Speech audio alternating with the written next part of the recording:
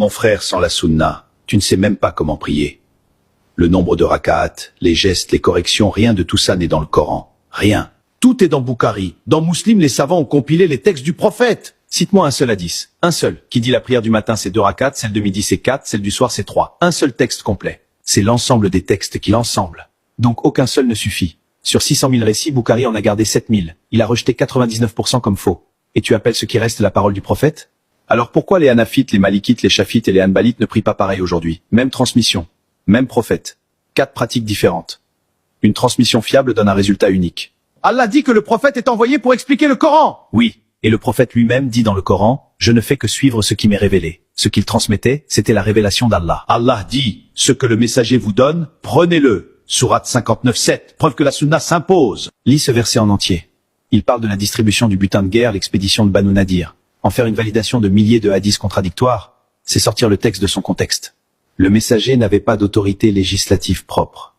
Allah dit, l'obligation du messager n'est que de transmettre. Sourate 5:99. Mais les détails pratiques ne sont pas dans le Coran.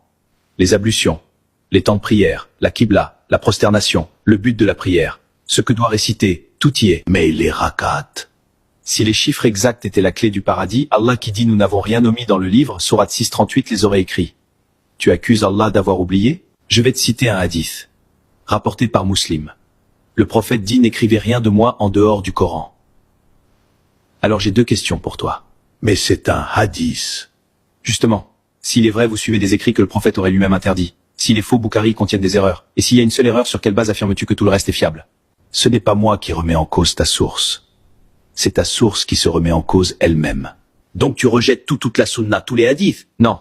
Les hadiths qui confirment les valeurs du Coran ne me posent aucun problème. Ce que je refuse, c'est ce qui contredit le Coran, ce qui se contredit lui-même, ce qui ajoute des lois qu'Allah n'a pas mentionnées.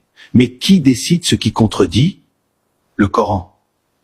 En quel hadith après Allah et ses signes croiront-ils? Sourate 45:6. Et toi réponds-moi honnêtement. Comment tu as appris à prier? Dis-le nous en commentaire. Mon frère, sans la sunna, tu ne sais même